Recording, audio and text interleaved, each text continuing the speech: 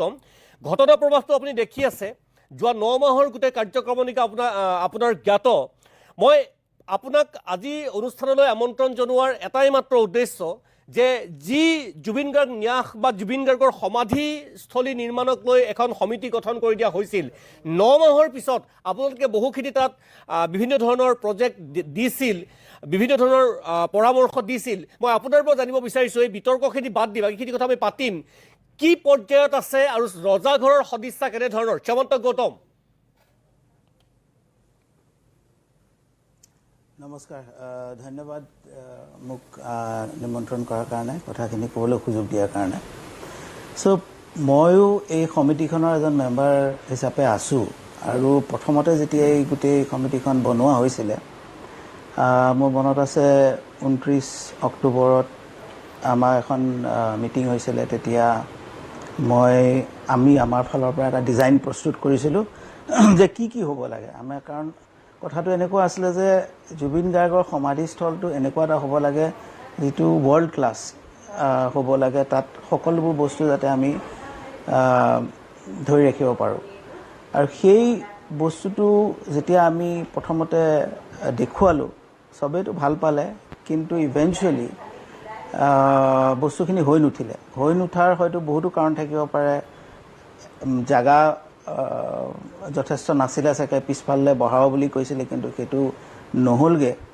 আমি বিচাৰিছিলোঁ 20 বিঘা মাটি গোটেই প্ৰজেক্টখিনি কৰিবৰ কাৰণে কিন্তু এতিয়া হয়তো 6 বিঘা মাটি দিয়া হৈছে যি কি নহওক আমি ভাবিছোঁ যে সেইখিনিতে এতিয়া যিটো সমাধিস্থল হওক সেইটো যাতে ৱৰ্ল্ড ক্লাছ এক্সিকিউশ্যনৰ থ্ৰুৱেদি হওক ডিজাইন তেনেকুৱা হওক তাৰে আমি বস্তুখিনি সীমিত কৰি কেইটামান বস্তু আমি বিচাৰিছোঁ এটা হ'ল তাত এটা এম্পি থিয়েটাৰ থাকক য'ত জুবিন গাৰ্গৰ স্মৃতিত বা সান্নিধ্যত আহি মানুহে নিজে পৰিৱেশন কৰিব পাৰে কিবা গান কৰিব পাৰে তাত কিবা মানে নাটক কৰিব পাৰে তাৰপিছত মিউজিয়াম এটা হওক কাৰণ মিউজিয়ামটো আমি বেলেগ জেগাত কেইবাটাও মিউজিয়াম কৰিলে লাভ নহ'ব যিহেতু এটা চেণ্ট্ৰেলাইজ প্লেচত মিউজিয়াম কৰা হয় আৰু সেই মিউজিয়ামটো ডাঙৰ হ'ব লাগিব তেওঁৰ যিমানবোৰ বস্তু আছে গাড়ী ঘোঁৰা যিমান গোটেই বস্তুবোৰ সেই বস্তুবোৰ তাত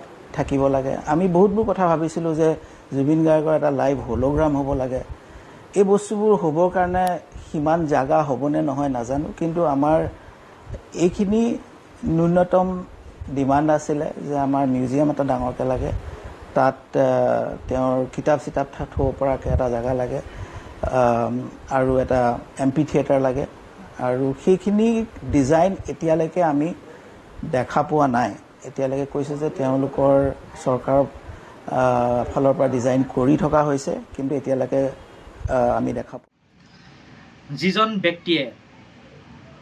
ব্যক্তিৰ কণ্ঠই আৰু এৰি থৈ যোৱা আদৰ্শই সমগ্ৰ অসম তথা কোটি কোটি অসমীয়াক আৱেগিক কৰি তোলে তথা বিশ্ববাসীৰ চকু অসম আৰু অসমীয়ালৈ থৰ লাগি চাবলৈ বাধ্য কৰালে সেইজন জুবিন গাৰ্গক লৈ এতিয়া ৰাজ্যত কি চলিছে গণেশগুৰি উৰণীয়া সেতুৰ তলত থকা তেওঁৰ ছবি নিশাটোৰ ভিতৰতে মচি দিয়া হ'ল আনহাতে তেওঁৰ নামত হ'বলগীয়া জুবিন ক্ষেত্ৰৰ কামো চলিছে সামকীয়া গতিত প্ৰশ্ন হয় অসমৰ হাৰ্টথ্ৰব জুবিন গাৰ্গক লৈ এতিয়া এলাহ আৰু এলাগী হৈছে নেকি আমাৰ বৰ্তমানৰ চৰকাৰ প্ৰতিদিন টাইমছৰ টক শ্ব'ত সাংবাদিক সুনীত কুমাৰ ভূঞাৰ বিভিন্ন প্ৰশ্নৰ বৰ্তমানৰ সামগ্ৰিক অৱস্থা আৰু জুবিন ক্ষেত্ৰৰ ওপৰত যি প্ৰশ্ন কৰা হৈছিলে সেই প্ৰশ্নবোৰৰ জুবিন গাৰ্গৰ বন্ধু শ্যামন্ত গৌতমে খুব আৰু ক্ষুণ্ণ হৈ পেলাই আৰু দুখেৰে কি ক'লে এবাৰ শুনি লওঁ প্ৰথমতে আহক এতিয়ালৈকে এটাই বস্তু দেখা পাইছে যে বাউণ্ডেৰী ৱালটো কৰি থকা হৈছে মই ভাবোঁ যে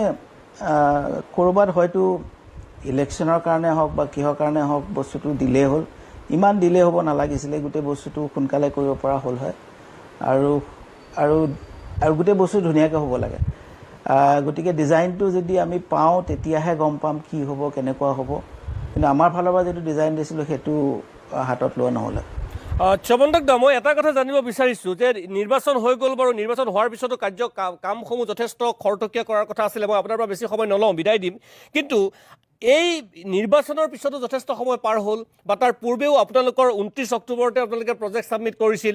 বহুবাৰ দেখিছিলোঁ আপোনালোকৰ দলৰ সদস্য, আপুনি হয়তো নাছিলে, তাত পৰিভ্ৰমণো কৰিছিল। তেখেতসকলে তাৰ পৰাও কিছু কিছু পৰামৰ্শ দিছিল। কিন্তু তাৰ পিছতো অতি সম্প্ৰতি 9 মাহ পাৰ হ'ল। আজি আপোনাৰ 19 ছেপ্টেম্বৰ 2025 পৰা আজি 19 জুন 2026, 9 মাহ পাৰ হ'ল। এই শেহতীয়াকৈ নিৰ্বাচনৰ পিছতেই বুলি কওঁ, কিবা পদক্ষেপ আপোনালোকলৈ, কিবা প্ৰপ'জেল আপোনালোকলৈ, কিবা প্ৰস্তাৱ, আমুক প্ৰস্তাৱটো গ্ৰহণ কৰা হৈছে, কিবা এখন মিটিং আয়োজন কৰা হৈছে বা সভা আয়োজন কৰা হৈছে, কিবা ৰজাঘৰীয়া কথা বতৰা আহিছে, প্ৰস্তাৱ আহিছে? লাষ্ট এইটোৱে কোৱা হৈছিলে যে তেওঁলোকে চাৰিওফালে বাউণ্ডেৰী ৱাল, পেৰাপেট ৱাল দিছে আৰু যিটো আমাৰ ইচ্ছা অনুসৰি আমি যিকেইটা বস্তু বিচাৰিছোঁ সেইকেইটালৈ ডিজাইনটো দিব। ডিজাইনটো দিয়াৰ পাছতহে, এপ্ৰুভ হোৱাৰ পাছত বস্তুখিনি বনিব। মই ভাবোঁ ক'ৰবাত নহয় ক'ৰবাত দেৰ is a issue of priority, আৰু ক'ৰবাত নহয় ক'ৰবাত প্ৰায়ৰিটিটো কমি গৈছে, হয়তো বেলেগ বস্তুৰ প্ৰায়ৰিটি বাঢ়িছে।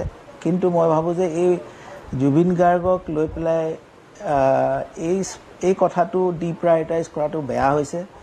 সোনকালে, আৰু যদি যেনেকৈ ফাষ্ট ট্ৰেক কোৰ্টত কামবোৰ আগবাঢ়িছে, সেই তেনেকৈ ফাষ্ট ট্ৰেক বস্তু এটা যদি কৰিব পৰা হয় এতিয়াও যদি কৰে, মই ভাবোঁ সেইটো ভাল হ'ব। নহ'লে ৰাইজে কি ধৰণে পদক্ষেপ লয়, কি ধৰণে আৱেগত বস্তু আহে, সেইবোৰতো দেখা পাইছে, কালিৰ ঘটনাটোকে হওক। গতিকে এই বস্তুখিনি সোনকালে কৰাটো বিৰাট দৰকাৰ। এইখিনিতে মই আৰু এটা কথা ক'ব খোজোঁ যে আমাৰ চি এম ছাৰে, হিমন্ত দাই গোটেই অসমখনক এটা কনচাৰ্ট ইকনমি বনাবৰ কাৰণে খুজি আছে, ৰাইট? সেইটো বিৰাট ভাল পদক্ষেপ। কিন্তু মই ভাবোঁ যে কনচাৰ্ট ইকনমিত কিয় আমি জুবিন গাৰ্গকে ব্ৰেণ্ড এম্বেচেডৰ নবনাওঁ, আৰু জুবিন গাৰ্গক লৈ পেলাই আমি কিছুমান এনেকুৱা ধৰণৰ পৰিৱেশ আৰু জেগা বনাব পৰা যায়, ডিজাইন কৰিব পৰা যায়, চহৰতে হওক, গোটেই বেলেগ বেলেগ অসমৰ বিভিন্ন জেগাতে হওক। সেই কনচাৰ্ট ইকনমিটো গ্ৰ' কৰোঁতে, ডাঙৰ কৰোঁতে জুবিন গাৰ্গৰ লগতে কিয় কৰিব পৰা নাযায়?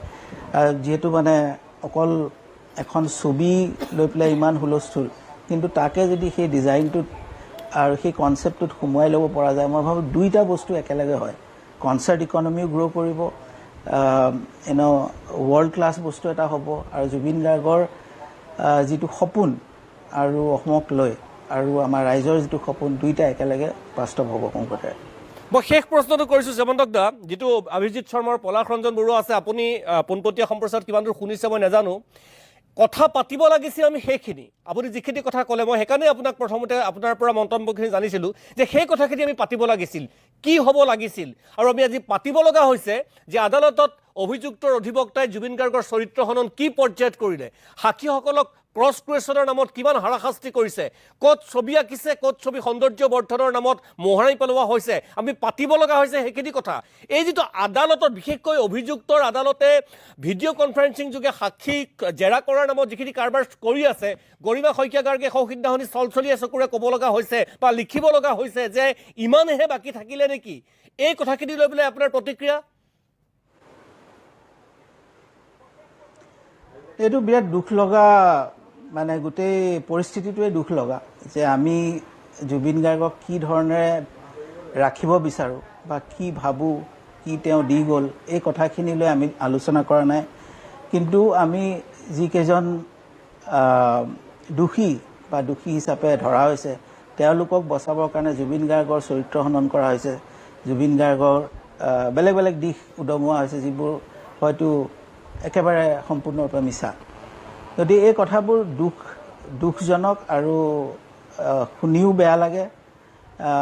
তাৰ কাৰণে মানে এই বস্তুবোৰ হ'ব নালাগে, প্ৰথম কথা। আৰু এই বস্তুবোৰ যিমান নোহোৱাকৈ কমপ্লিট হ'ব পাৰে গোটেই প্ৰচেছটো, সেইটোতহে মই আশা কৰিছোঁ। শুনিলে আপোনালোকে কি ভাবে, জুবিনৰ প্ৰতি চৰকাৰৰ অনীহা হৈছে নেকি? জুবিন ক্ষেত্ৰৰ এই মন্থৰ গতি কিয়? সঁচাকৈয়ে জুবিন গাৰ্গক অৱহেলা কৰিছে নেকি চৰকাৰে? আপোনাৰ মতামত তলৰ কমেণ্ট বক্সত জনাব পাৰে। শেষত সমালোচক তথা ছাত্ৰ ত্ৰিদীপ ভাগৱতীৰ কথাখিনি শুনক আৰু আপোনাৰ মতামত কমেণ্ট বক্সত জনাওক। জয় জুবিন দা, জয় আই অসম। মই কি ধৰণে আগবঢ়োৱা উচিত এই প্ৰশ্নটোৰ উত্তৰ দিয়াৰ বাবে মইতো বিশিষ্ট ব্যক্তি নহয়, সেই উত্তৰ মই দিব খোজা নাই। সেয়া অসমৰ ৰাইজে আৰু অসমৰ জুবিন গাৰ্গক ভাল পোৱা, জুবিন দাক বুকুত স্থাপন কৰা প্ৰত্যেকজনে সেই কথাৰ উত্তৰ দিব। মই মাত্ৰ আপোনাক মোৰ এটা ব্যক্তিগত অভিজ্ঞতা কওঁ।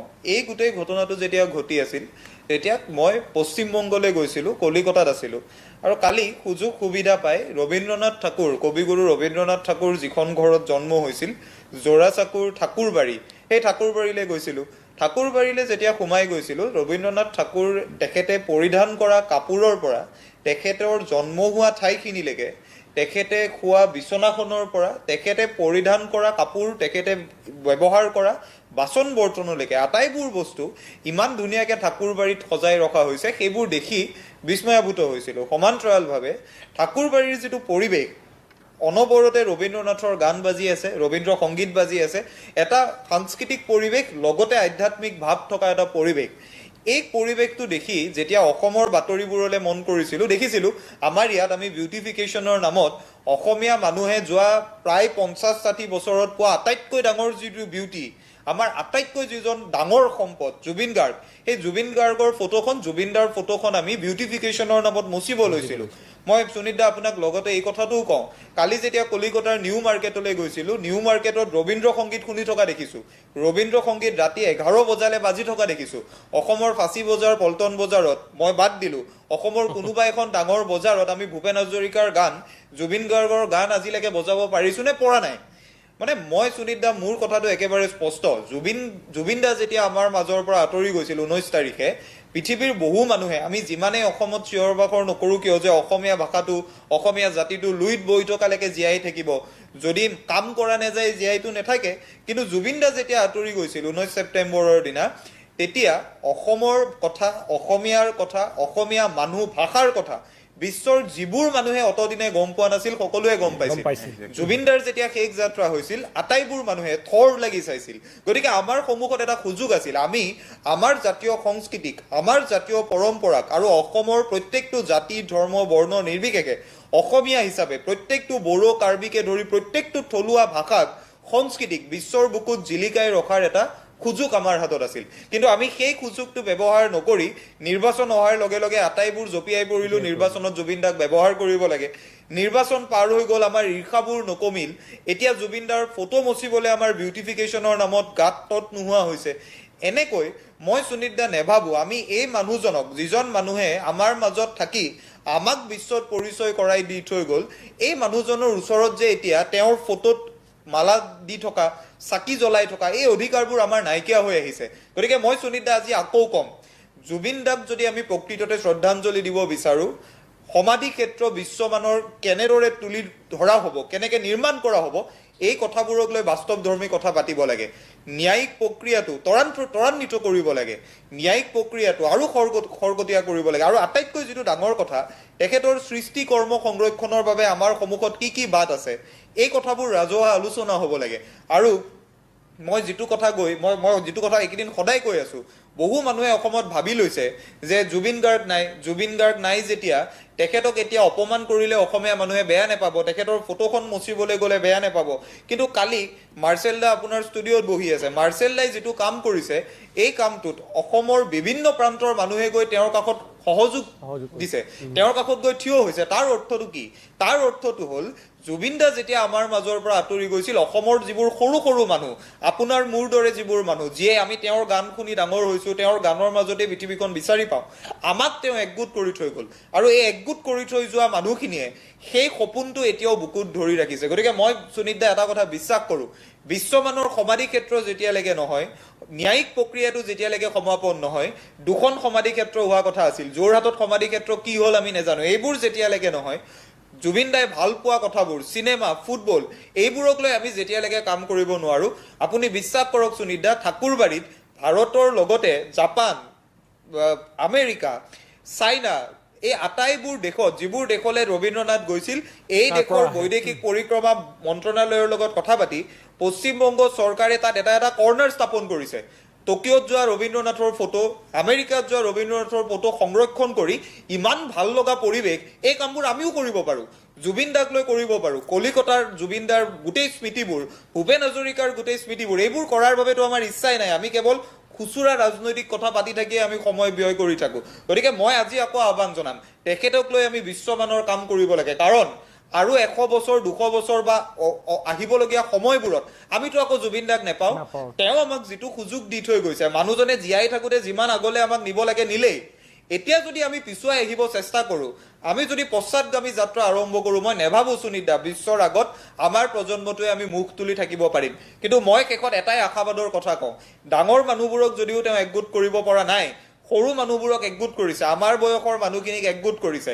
বিজেপি কৰিব পাৰে, কংগ্ৰেছ কৰিব পাৰে, জাতীয় পৰিষদ কৰিব পাৰে, ৰাইজৰ দল কৰিব পাৰে, কিন্তু যাৰ মনত জুবিন দাৰ প্ৰতি ভালপোৱা আছে তেওঁ কিন্তু অসম আৰু অসমীয়াৰ প্ৰতি দায়বদ্ধ হৈ আছে। আৰু আটাইতকৈ ডাঙৰ কথা, জুবিন দাক ক্ষতি কৰা প্ৰত্যেকটো কামৰ বিৰোধিতা কৰিবলৈ তেওঁ কিন্তু দায়বদ্ধ হৈ আছে। গতিকে ঈৰ্ষা কৰা, জুবিন দাক বেয়া পোৱা, নাইকিয়া হৈ যোৱাৰ পাছতো ঈৰ্ষা বুকুত পুহি ৰখা মানুহবোৰে এই বাণীবোৰ শুনিব লাগে, এই মনৰ কথাবোৰ উপলব্ধি কৰিব লাগে।